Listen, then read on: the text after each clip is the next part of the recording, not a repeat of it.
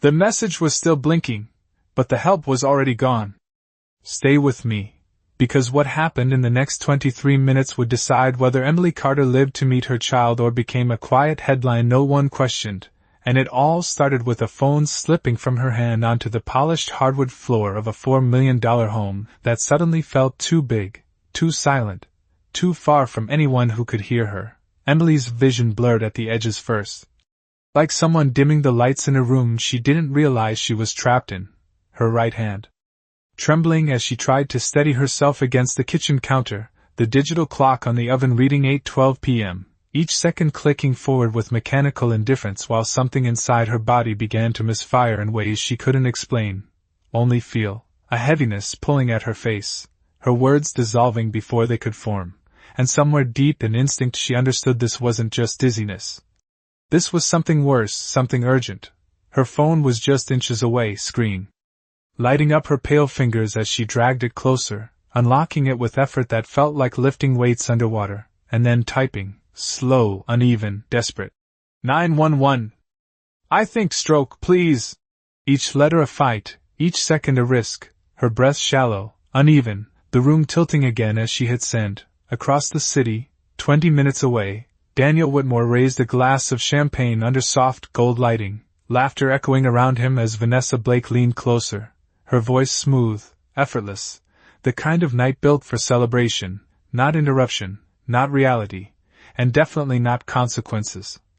Back in the quiet house, Emily's phone buzzed once, a small vibration against the floor, the message marked as seen, 3 dots appearing on the screen, disappearing, then appearing again, a silent promise of response that never came. Her eyes trying to focus, waiting, needing, as her body slowly betrayed her. Daniel glanced down at his phone, the message visible, unmistakable, his expression shifting for just a fraction of a second before he exhaled, long and controlled. The music around him swelling, glasses clinking, Vanessa's hand brushing his arm. And in that narrow space between awareness and decision, he made a choice that no one else in that room would ever see, but one that would echo far beyond that night. His thumb hovered over the screen, paused. Then moved, not to call, not to help, but to erase, the message disappearing as if it had never existed, the only trace of Emily's voice reduced to nothing more than a memory he chose not to keep. Back in the house, the silence deepened, the clock still ticking, 8:14 p.m. now, the distance between life and loss measured not in miles but in minutes, and somewhere in that quiet, unseen and unanswered, a woman lay on the floor. Still breathing, still waiting, her last message already gone, like it never mattered at all. By 8:16 p.m., the house had not changed, but something inside it had shifted, the kind of shift no one hears but everything feels, the air heavier, the silence thicker, the clock now louder than it should be, each second landing like a quiet warning Emily could no longer respond to, her body still, her chest rising just enough to prove she was not gone yet, not yet, her phone lying face down inches from her hand, the screen dimmed. The message erased from existence but not from consequence. Across the city, Daniel laughed, the kind of effortless laugh that comes when nothing in your world feels threatened, his glass refilled before it ever reached empty, Vanessa leaning in closer now, her voice softer, more personal, asking something he barely processed, because for a moment, just one, his mind flickered back to that message, to the uneven words, to the way her name looked on his screen, and for a fraction of a second,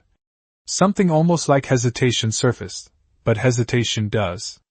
not survive in rooms filled with music, money, and attention, and so he blinked it away, lifting his glass again, choosing noise over thought, distance over responsibility. At 8:18 p.m., a small, nearly invisible signal left Emily's wrist, her smartwatch detecting what she could no longer control, her heart rate irregular, her movement absent, a silent protocol activating.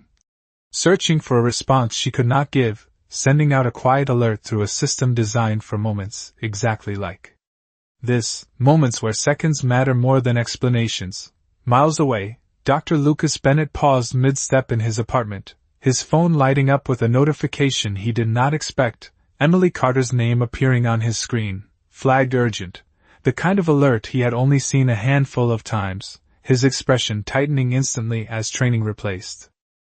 Comfort, as instinct replaced routine, because something was wrong, deeply wrong, and the system did not make mistakes like this. Back at the party, Daniel's phone buzzed again, a softer vibration this time, easier to ignore, easier to dismiss as just another notification in a night full of them, and he did not check it, not immediately, not when Vanessa was pulling him toward another group, another conversation. Another distraction, his phone slipping back into his pocket like the truth itself. Had been tucked away, out of sight, out of reach. At 8:21 p.m., Lucas was already moving, keys in hand, his mind calculating distance, traffic, time, every variable stacking against him as he headed for the door, because he knew one thing with absolute clarity: when a system calls for help and the person cannot answer, the clock is already running out. Inside the house, the lights remained on. The same warm glow illuminating a space that no longer felt warm at all, the refrigerator humming softly. The faint sound of a television left on in another room, normal life continuing around a moment that was anything but normal. Emily still there, still breathing, still waiting for a response that had been seen, erased, and replaced by silence. And somewhere between 8:22 and 8:23 p.m., the distance between two choices became a timeline no one could undo, one man stepping deeper into a celebration, another racing toward a life hanging by seconds, and in the middle of it all, a message that had existed for just long enough to matter, and just short enough to be denied. By 8:24 p.m., the night had split into two separate realities that had no idea they were about to collide, one filled with music and polished glass and quiet ambition, the other filled with stillness so complete it felt unnatural, the kind of stillness that should never exist in a home where someone is still breathing, and yet it did, stretching second by second as Emily remained on the floor. Her body locked in a silence she could not break, her mind drifting in and out of awareness, catching fragments of sound, the hum of electricity, the faint tick of the clock now reading 8:24 p.m., each second passing without acknowledgement from the one person who had seen her last attempt to reach out. Daniel adjusted his jacket, smiling for someone holding up a phone, a quick photo taken, another memory captured that would later look very different when placed next to a timeline he did not yet realize was forming, Vanessa's hand resting lightly on his arm, her voice close to his ear as she said something about staying longer, about how nights like this did not come often, and he nodded, because agreeing was easier than thinking, easier than remembering, easier than questioning why a message had not left his mind entirely, why it lingered somewhere just beneath the surface, quiet but persistent. At 8:25 p.m., Lucas's car engine turned over with a sharp, decisive sound, his grip tightening on the steering wheel as he pulled out, already calculating the fastest route, already preparing for what he might find, his training telling him to expect the worst and act faster than the worst could take hold, because alerts like this did not wait for confirmation. They demanded action, and every minute that passed without intervention increased the risk in ways he understood all too well. Back in the house, the thermostat clicked softly, adjusting the temperature by a single degree, a small automated response to an environment that no longer matched the life inside it, Emily's fingers barely moving, a subtle shift that no one was there to see, her phone still within reach, the absence of her message now complete. As if it had never existed except in the brief moment Daniel had chosen to see it, and then remove it, the difference between acknowledgement and action now stretched into something far more permanent. At 8:26 p.m., Daniel finally glanced at his phone again, more out of habit than concern, scrolling past notifications, pausing only briefly when he noticed a missed alert, something from Emily's contact, something flagged, but incomplete, the details not immediately clear, and for a second, just one, his expression tightened, the edges of certainty beginning to blur. But then someone called his name. Louder this time, pulling him back into the room, back into the version of reality he had chosen, and he locked his screen, slipping the phone away again, postponing a decision that had already been made. Lucas accelerated through a yellow light, his mind running through protocols, stroke indicators, response windows, knowing that the difference between intervention and delay could mean everything. His phone mounted beside him still displaying Emily's name, the alert timestamp now older than he liked, older than he was comfortable with, and yet still within a window where action could matter, where arrival could change an outcome not yet finalized. At 8:27 p.m., the distance between them shrank, not just in miles but in meaning, one man unknowingly moving toward a moment that would define him by what he chose to do. The other moving away from one that would define him by what he chose not to do, and in the quiet center of it all, Emily remained. Suspended between those two decisions, her breathing shallow but present, her existence now tied to a race she did not know was happening, a race that had already lost precious time, and a message that had once asked for help, now reduced to nothing more than a space where help should have been. By 8:28 p.m., the sound that broke the silence was not a voice, not a call, but the sharp echo of a door unlocking too fast, too urgent, the kind of movement that does not belong in a quiet neighborhood at night. Lucas stepping inside without hesitation, his eyes scanning the room in a single sweep, trained, precise, already searching for what the alert had warned him about before he even called her name.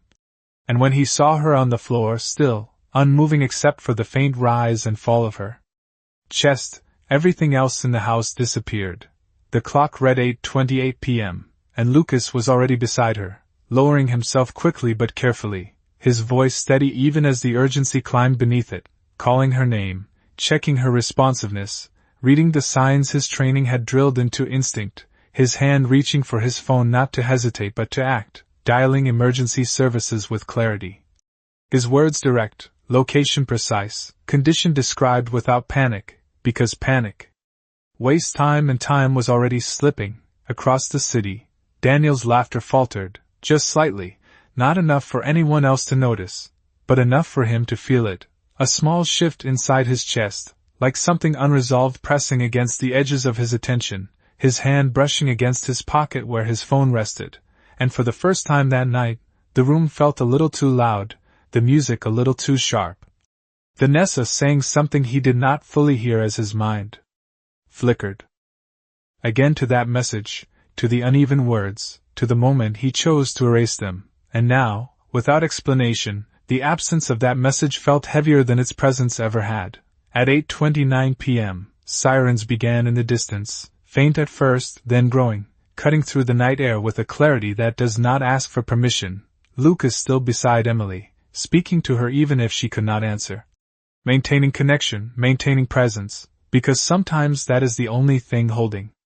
the line between decline and recovery. His eyes moving between her and the front door, calculating seconds, measuring response, willing the distance between him and help to collapse faster than it naturally could. Inside the house, the lights reflected off surfaces that now held a different meaning, the kitchen no longer just a room but a moment frozen in time, the phone on the floor still dark, still silent.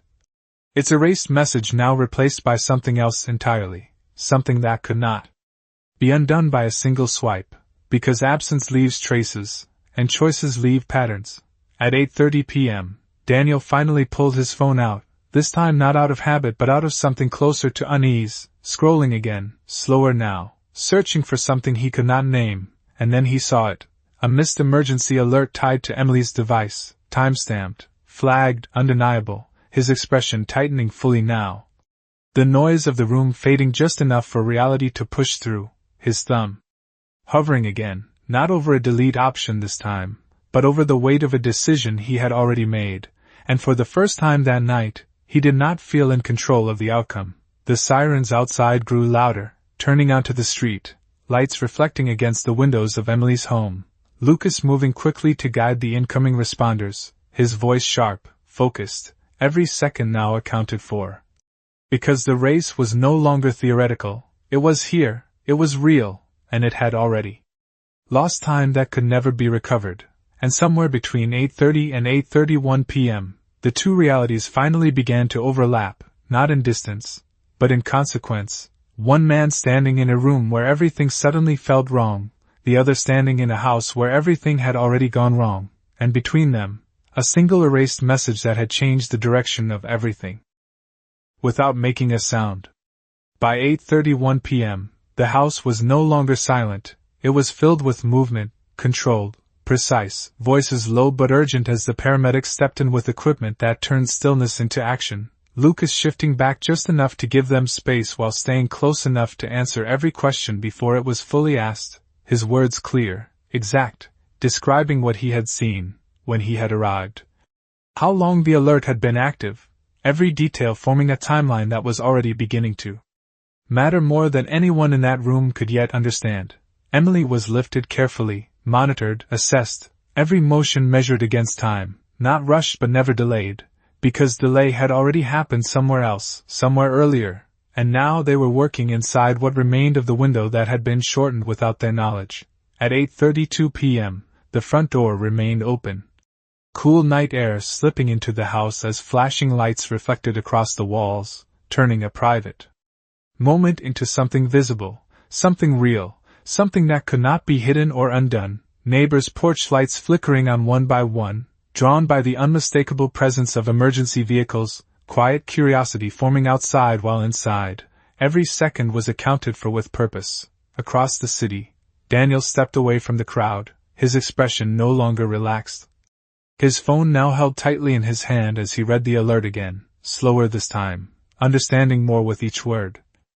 The timestamp anchoring it in a moment he could not deny, 8:14 p.m., the exact minute he had seen her message, the exact minute he had chosen to remove it, and now, standing in a room filled with noise, he felt something else entirely, a silence pressing in from the inside, louder than anything around him. Vanessa's voice followed him, questioning, light at first, then sharper when he did not respond, asking what was wrong, asking why he looked like that, but he did not answer immediately. Because answers require clarity, and clarity was beginning to form in a way he could not stop. At 8:33 p.m., Lucas watched as Emily was moved onto the stretcher, her condition stabilized enough for transport, but not enough to erase the urgency that still surrounded her. One of the paramedics nodding slightly toward him, a silent acknowledgement that his response had mattered, that the alert had reached the right person at the right time, even if not as early as it should have. The house behind them remained as it was, lights on, objects undisturbed, the phone still on the floor, a small detail now carrying weight far beyond its size, because within that device existed a record, not of what was said, but of what had been removed. And in systems built to remember everything, absence is never truly empty. At 8:34 p.m., Daniel finally moved, not toward the party, not toward Vanessa, but toward the exit. His steps faster now, less controlled, his mind no longer able to separate what had happened from what was happening, the two timelines converging in a way that made distance irrelevant, because no matter how far he was physically, the decision he had made was already ahead of him, waiting. Sirens faded from the neighborhood as the ambulance pulled away, carrying Emily into a different phase of the night. One measured in monitors and medical decisions, while behind it, a trail of moments remained, each one fixed, each one time-stamped, each one connected, and as Daniel stepped out into the cool air, the noise of the party behind him, the quiet ahead of him, he was no longer choosing between attention and distraction, he was facing something else entirely, the realization that some actions do not need witnesses to exist, they only need time to reveal what they truly were. By 8:38 p.m., the emergency room lights were brighter than necessary, reflecting off polished floors and stainless steel surfaces that made everything feel sharper, more immediate, as Emily was wheeled through double doors that closed behind her with a quiet finality, separating her from the outside world and placing her into a space where seconds were measured differently, where every movement had purpose and every delay had consequence. Lucas stood just outside that threshold, hands still, breathing controlled, his eyes fixed on the doors as if watching them could somehow shorten the distance between what had happened and what could still be saved, his phone still in his hand, the alert now replaced by a timeline in his mind, one that kept returning to a single question he had not yet asked out loud: why had it taken so long? Across the city, Daniel's car moved faster than it should have, the engine louder than necessary, his grip tight on the steering wheel as the road blurred slightly under streetlights, each mile closing the gap between him and something he could not fully prepare for, his mind replaying the moment again and again, the message, the hesitation, the deletion, each step now clearer than it had been when it happened, as if clarity only arrives when it is no longer useful. At 8:42 p.m., Lucas's phone buzzed again. This time not an alert but a confirmation, Emily's condition listed as critical but responsive, a narrow line of hope drawn through a situation that had nearly erased it, and he exhaled slowly, not relief, not yet, but recognition that the race had not been lost, not completely, that something still remained to be fought for. Inside the hospital, voices moved quickly but without panic, doctors exchanging information, monitors providing steady feedback, the environment controlled in a way the night before had not been. And within that control was a growing understanding, not just of her condition, but of the timeline that led to it. Because modern systems do not forget, they record, they log, they track every interaction, every signal, every interruption, and somewhere within those systems, the absence of a call, the delay of a response, the gap between need and action was already beginning to take shape. At 8:45 p.m., Daniel pulled into the hospital parking lot. The bright lights cutting through the windshield as he slowed, the building standing in front of him not as a place of healing, but as a place of answers, answers he had not yet faced, answers he was already connected to whether he admitted it or not, and for the first time that night, he did not move immediately, his hands remaining on the wheel, his breath uneven, the weight of something unspoken settling into the space around him. Inside, Lucas stepped forward as a nurse approached, her expression professional but focused, confirming Emily's status. Asking for details, asking for contact information, and as he spoke, he realized that every answer he gave added another piece to a picture that was forming without Daniel's presence, a picture built on time, on sequence, on what happened and what did not happen when it mattered most. At 8:47 p.m., Daniel finally stepped out of the car, the cool night air hitting him harder than expected, the noise of the city distant now, replaced by something quieter, something more direct, the sound of automatic doors opening as he walked toward them, each step carrying him closer to a reality that no longer depended on his version of events, because somewhere inside that building, systems had already begun telling the story without him, and unlike a message that could be erased, this one was still being written, line by line, timestamp by timestamp, with nothing left to delete. By 8:50 p.m., the hospital no longer felt like a place you entered casually, it felt like a place that measured you the moment you stepped inside, the automatic doors closing behind Daniel with a soft sound that somehow felt final, his eyes adjusting to the bright, clinical light as he scanned the room, searching for something familiar, and finding nothing. Because nothing about this moment belonged to the version of his life he had just left behind. Lucas stood near the nurse's station, posture steady, expression controlled, the kind of stillness that comes from focus rather than calm, and when Daniel approached, there was no confusion in his gaze, only recognition, the silent acknowledgement that the two of them were now connected by a timeline that neither of them could change. Only face. "She is in treatment," Lucas said, his voice even, not accusatory, not welcoming, just factual, the kind of tone that leaves no space for interpretation, and Daniel nodded once, a small movement that carried more weight than it should have, because words felt insufficient, and explanations had not yet formed into anything he could say out loud. At 8:52 p.m., a nurse approached with a tablet in her hands, her questions direct, structured, moving through protocol with efficiency, asking for confirmation of identity, relationship, contact information. Each answer Daniel gave placing him more firmly inside the situation he had tried to ignore earlier, and then she paused, just briefly, her eyes shifting to the screen as she scrolled, as if something there did not align as expected. The hospital system had already begun assembling the sequence, device alerts, timestamps, incoming data from wearable technology, each piece linking together into a pattern that did not rely on memory or interpretation, only on recorded fact, and in that pattern, there was a gap. A space where an action should have occurred and did not. At 8:54 p.m., Lucas's phone buzzed again, not an alert this time, but a message from the responding team, confirming the initial timeline, noting the delay between the first detected event and the arrival of emergency services, a delay that had already been logged, already been noticed, already been placed into a framework that would not ignore it. Daniel shifted slightly, his attention caught by the change in atmosphere, subtle but real, the way conversations around him seemed more focused, more precise, as if something unseen had entered the room, something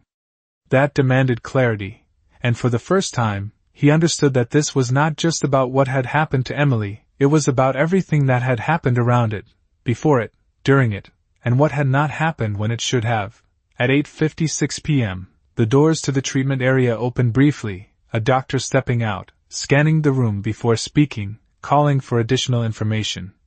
Asking about medical history, medications, recent symptoms, and Daniel responded where he could, his voice steady but thinner now, because every question carried an unspoken follow-up. When did this start? When was she last seen well? When did you know? And those questions were no longer theoretical, they were anchored in a timeline that had already begun without him. Lucas watched, not interrupting, not correcting, simply present, because presence was enough. The truth did not require commentary when the structure around it was already forming. At 8:58 p.m., the nurse returned, her tablet now holding more than just standard intake information, her expression professional but sharper, more attentive, as she asked one more question, simple on the surface, but precise in its implication. When did you first become aware that she needed help? And in that moment, the room did not get louder, it got quieter, because the answer was not just a time, it was a decision, one that had already been made, one that could not be revised, and one that was now part of a record that no one in that room had to interpret to understand. The answer did not come as quickly as it should have, not because Daniel did not know it, but because he understood what it meant the moment it left his mouth, his eyes flicking once toward the nurse's tablet, toward the quiet glow of recorded time that no longer depended on memory, and for a second he considered adjusting it, softening it, placing himself closer to the moment than he had been. But hesitation has a sound, and in a place like this, it is louder than any spoken word. Around 8:30, he said finally, his voice controlled, measured, a time chosen not because it was true, but because it felt safer, because it placed him inside the window instead of outside it, and the nurse nodded once, entering the answer without comment, without reaction, but the system behind her did not pause, did not accept or reject, it simply continued.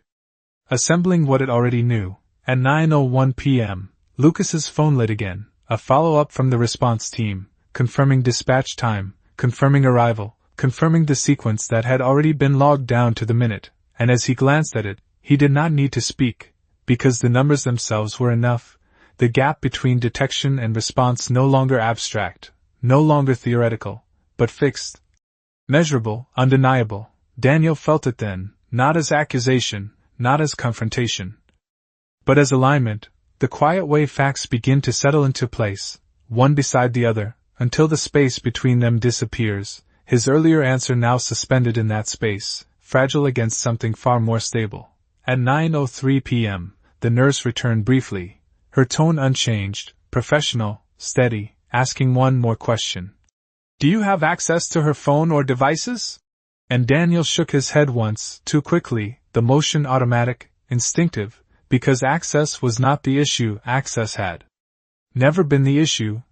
was what had been done with it, what had been removed, and what had been left undone. Inside the treatment area, the rhythm continued, controlled, focused, Emily's condition stabilizing enough for the team to begin the next phase, one that required precision, timing, and information, and outside, that information was being gathered, not just from people, but from systems that did not forget,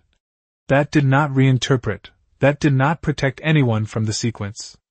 they had already recorded. At 9:05 p.m., Daniel's phone vibrated again, a notification this time not from the hospital, not from a person, but from the same system he had ignored earlier, a secondary alert, a follow-up generated automatically when an initial signal is not acknowledged, the timestamp clear, the escalation visible, and for the first time, he did not look away immediately. He read it fully, slowly, the tone than before, not urgent, not emotional, but structured, formal, the kind of tone that signals a transition from response to review, from immediate care to recorded sequence, her tablet now holding a compiled timeline, alerts, confirmations, system logs, each one connected, each one time-stamped, each one contributing to a narrative that did not rely on interpretation. Daniel's eyes moved across the screen as it was angled slightly toward him, not enough to show everything, but enough to reveal what mattered. 8:14 p.m., initial signal detected. 8:15 p.m., Secondary input recorded, 8:18 p.m. Escalation alert issued, 8:28 p.m. On-site response initiated. The pattern clear even in fragments. The gaps no longer empty but defined. And within those gaps existed a space where action should have occurred and did not. At 9:16 p.m., Lucas shifted slightly. Not stepping forward, not stepping back, simply present, because presence was enough when the facts were already speaking, his role no longer about intervention but about continuity, about ensuring that what had been recorded remained intact, remained visible, remained unchanged. Daniel felt the weight of that visibility, the way it pressed against the version of events he had tried to maintain, the way it removed the possibility of rewriting what had already been logged, because systems do not forget, and they do not adjust to protect perception.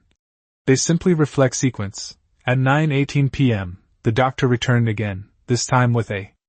steadier expression, outlining that Emily had passed the most immediate threshold, that intervention had occurred within a window that still allowed for recovery, but not without risk, not without consequence, and Daniel nodded, absorbing the words, but hearing something else beneath them, the unspoken acknowledgement that the window had been narrower than it should have been, that time had been lost before it was regained.